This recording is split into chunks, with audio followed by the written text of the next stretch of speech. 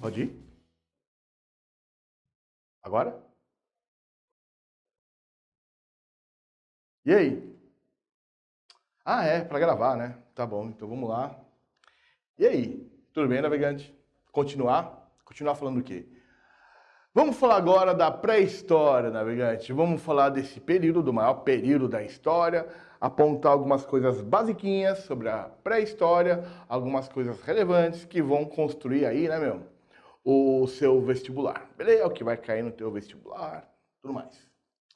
É um período um pouco questionado, a existência dele por alguns segmentos religiosos, mas a ciência, né, tá se sobressaindo e tá, né, cada vez mais provando que a existência desse período, né, eu sei que parece um pouco esquisito, mas para algumas vertentes, para várias vertentes, não é um período que tem que é evidente que ele existiu. Tá bom?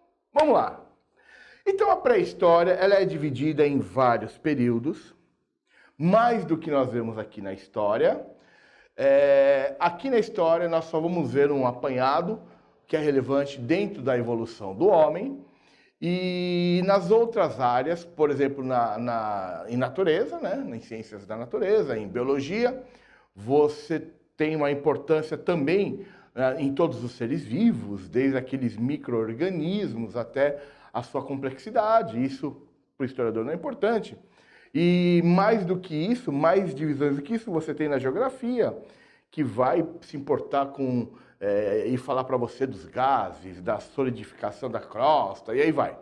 Mas o que é legal é falar do homem, né, e como isso aconteceu. Então, esse que é o maior período, né, para nós vamos falar de 3 partes. O primeiro é o período paleolítico. O período paleo quer dizer antigo, lítico vem de pedra, vem de rocha, então é o período da rocha antiga. A datação mais aceita hoje, apesar que já tem locais falando de 7 bilhões de anos, são 4,5 bilhões. Essa é a idade da Terra. Beleza? Como você sabe isso? 4,5 bilhões. Tem uma pedra que fizeram teste lá com urânio e tal, e é essa pedra que tem essa datação. É a pedra mais antiga. Está lá no Museu de História Natural lá dos Estados Unidos, né? Aquele museu que aparece aquele filme, não vou fazer propaganda do filme, mas aquele filme lá, Uma Noite no Museu. Então tá naquele museu lá, né? Tá essa pedra aí de 4,5 bilhões que tem a pedra. E aí que discutem que a Terra tem 7 bilhões, né? Desde do momento em que era só gases. Mas esse que é o maior período. Vai até o ano, tem até um filme, até um filme com esse nome, até o ano 10.000 a.C. Beleza? Quais são as características do homem deste período? Olha, para entender a característica do homem, tem que entender o seguinte. Se não for necessário, nós não vamos criar algo. Você criaria algo que você não precisa? Para que você cria algo que você não precisa? Se você não precisa, você nem vai pensar naquilo lá. Não há como você... eu quero criar tal coisa. Não é necessário. Por exemplo, se você morasse no Alasca a vida inteira, todo mundo morasse no Alasca, ia ser necessário criar um aparelho de ar-condicionado? Eu sei que é um exemplo meio grosseiro, mas para você entender que a evolução, né, nesse lado, a evolução tecnológica, a transformação do homem só acontece se for necessário.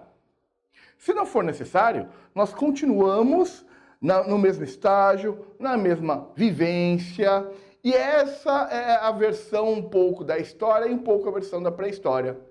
Quer dizer o seguinte, que aquele primeiro homem, aqueles primeiros hominídeos, eles podiam viver nômades da caça, da pesca, da coleta.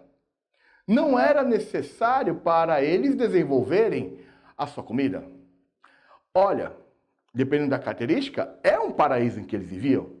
Eles entravam no meio da floresta, comia, né, caçava, pescava e coletava. Não precisavam produzir o seu alimento. Eles estão numa região, então, caçam, pescam e coletam. Acabou a comida ali? Vai para outro local. Caça, pesca e coleta. Acabou? Vai para outro local. caça, pesca e coleta. E isso foi bom por alguns, né, milhares e milhares de anos. Por que o homem deixa de viver nômade, indo de um lugar para o outro, sem produzir seu alimento, e muda? Por que ele estabelece moradia e entra no período novo, da pedra nova? Alguns motivos são mais significativos que outros. Então, por exemplo, teve que ter o aumento da densidade demográfica. Teve que ter o aumento de pessoas que andavam juntas. Se antes aquela floresta consegue alimentar 1000 pessoas, e após milhares de anos não tem mais 1000, agora tem 20.000, a floresta não consegue mais alimentar. Então, as pessoas começaram a ir de um local para o outro, de um local para o outro, e não tem alimento. Então, o que eu te falei agora foi o seguinte: a escassez de alimentos fez com que o homem estabelecesse a moradia. Porque não adianta mais ele ir de um local para o outro, de um local para o outro. Porque não tem comida, porque a floresta não consegue alimentar, porque agora tem muita gente. Então, vamos lá, é o problema. Estabelecer moradia. Onde vai estabelecer moradia? Onde tem água, onde tem grandes rios, já é uma coisa. Segunda coisa, estabelece moradia, agora o que você precisa fazer? Criar o seu próprio alimento. E aí, no período neolítico, que você vê o homem estabelecer moradia fixa, e aí ele é obrigado a criar o seu próprio alimento, ou seja, a agricultura e o pastoreio. Não só a pecuária, o pastoreio. Beleza? Então, ele está o suficiente aqui, né? Nessa jornada toda aqui, nós temos, né, segundo uma linha darwinista, uma transformação das características dos hominídeos.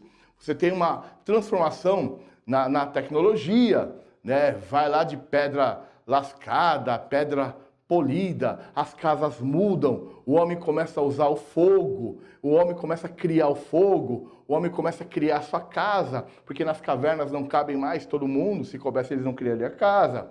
O homem começa a ter que criar coisas que antes ele não precisava. Beleza? E aí vai entrar num período, né, no ano 5000 a.C., acaba o período neolítico e começa a Idade dos Metais. Na Idade dos Metais, que acaba no ano 4000, quando tem o advento da escrita, você tem uma inovação tecnológica. Mas já é um momento, né, já passou aí 1000 anos, que as sociedades já estão organizadas. Principalmente no Egito, na Mesopotâmia, no Paquistão, na Índia, na China, algumas partes também no norte da África. Então, já existem sociedades organizadas, quer dizer o quê? Que existe hierarquia, existe autoridade, e na maioria tem uma religião se impondo a todas as pessoas. Mas isso já é um outro momento. Isso já é a antiguidade. Tá bom? Então, um breve panorama aí para o que você precisa para o vestibular.